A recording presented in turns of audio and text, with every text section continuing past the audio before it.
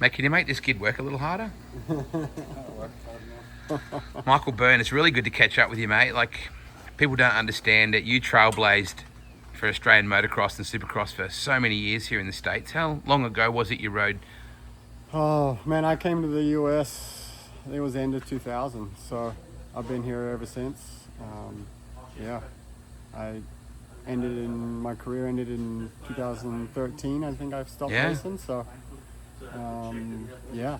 Up until these Lawrence brothers did the job with the Motocross of Nations, you and Chad did the job back in the day, like it was... Yeah, I mean, we tried to do the job. I mean, it was a third, wasn't it, back in the day? Yeah, they got Chad and Aussie and Brett got a third in France, and that was the best that we'd ever done at that point. Meddy's still riding. Oh, he's just starting to slow down a little bit now, but... Yeah, Meddy's still going at it, so it's cool to see.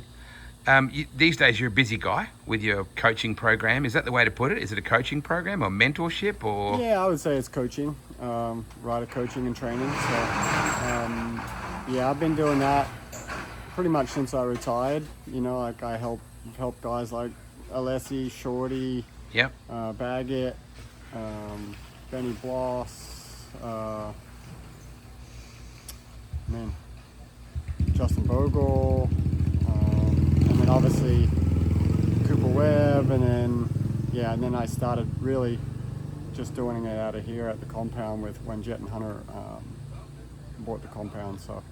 And it's not just your coaching program as well. You're still actively involved with development of the Honda race bikes. Yeah, I started helping. The 2025 model was the first when I first started helping with on the production side. So yeah, that's been fun. It's pretty cool to still. Be involved in the development of the motorcycle and have a relationship with a company like Honda. It's been awesome. So you're basically still riding elite edge motorcycles to some degree? Yeah, sometimes I get to ride the good stuff, and then I mean, but honestly, the production stuff is, as you see with the boys this year. You know, the new bike, and then what's coming down the line is going to be pretty cool. So I'm excited to be a part of that and help develop it. I think everyone is aware, obviously, of Jet and Hunter, but Darren deserves a huge amount of respect for what he's achieved. There's a guy that, I mean, he had a bit to do with dirt bikes, but if you go back to his start, he wasn't someone you would expect would be telling Honda, this is what I think we need. Yeah, no, it's crazy. I mean, obviously, no stone is unturned with Dazzy. You know, what a great family, and just dynamic of how they structure everything. It's pretty cool. It's awesome to be just a small part of that to help them. Yeah, pretty much kick ass every weekend. So yeah, I'm thankful for the opportunity. The Australian sporting public has no idea what these boys are doing. Really. Yeah. To be number 1 and 2 in the world. Yeah, it's pretty special for sure. Have you ever seen anything like this from a brother's point of view and from a family point of view? Like, obviously, there's been some brothers in the motocross. You know, the Martins and stuff. They were some really good racers, but obviously they've taken it to a whole new level. Being, finishing 1-2 in the 450 class and the Premier class. It's pretty crazy. Especially tied on points. That's pretty sick as well. Like, what a concept, you know? Yeah, no, pretty awesome. Obviously, the Marquez brothers in MotoGP and stuff, but no, what they're doing in the motocross side of things is pretty special. Michael was just telling you then, Byrner, about the new complex that's happening on the sunny coast, Caboolture. Yep. That Andrew Corbett and his team are building a sprint car track alongside a motocross track, which must warm your heart because Cooley was such an important part of motocross culture in Australia. Yeah, I was sad to hear that Coolum went. There's just some buildings now, so it's cool to see somebody keep pushing to keep the sport around and to keep elevating it in Australia. That's for sure. Can you explain the economic impact of this industry? I mean, people aren't going to fully understand until they see it. Just the influx of investment from teams, families, tourists. It'd be huge for the region. Oh yeah, it'd be huge for Australian motocross. To have another place where you could hold a national event and bring in money to the community, and just keep. I mean, there's a lot of money involved, just personal money from people who travel around and go to these races. So yeah, to have somewhere to race and to keep Australian motocross tracks going, it's special. So Blake is obviously one of your new proteges, and Yep. Michael and Felicity have obviously invested an enormous amount in the dream. Yep. Yeah, no, Blake obviously has improved so much in the last year, which is awesome to see and watch. And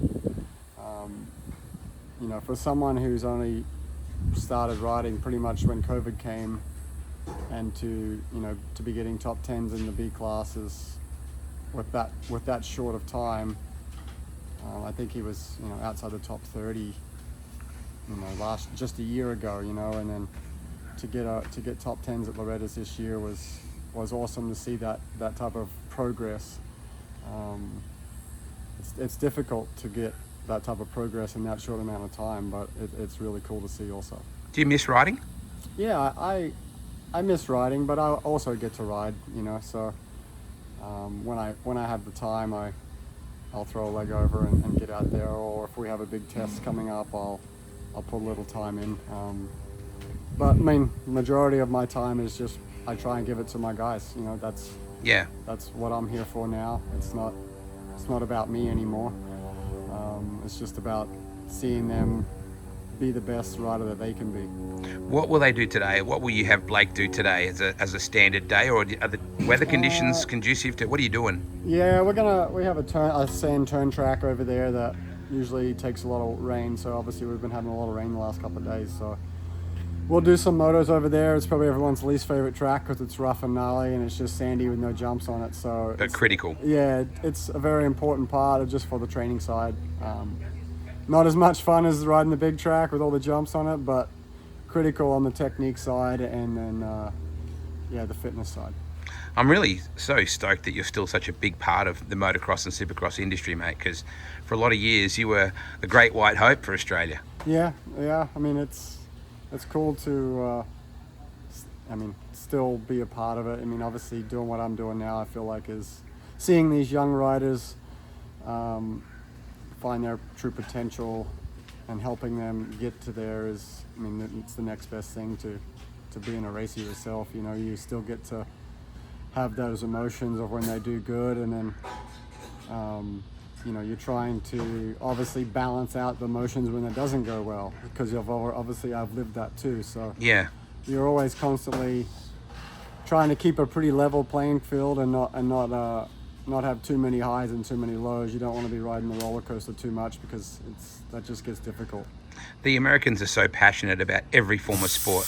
Like, we love sport, they live it. Yeah. So they must have been like, oh, cool, more Aussies. And then it's like, well, hang on, they're winning, all right? Yeah. No, it's cool to see. Definitely, it's cool to see an Australian kids like have an impact on the US side of things, And I think it's great for Australian motocross too. Massively. I think when myself or Chad or Anderson or Mehdi, when we came and were racing and getting podiums on the AMA circuit, then that opens up more doors for the younger generation that are coming up in Australia. So teams will start looking in Australia for talent, whereas when I first got my first opportunity, Leesky was the last one that had any opportunity at all. So for us to get that opportunity to open up the gates was pretty special.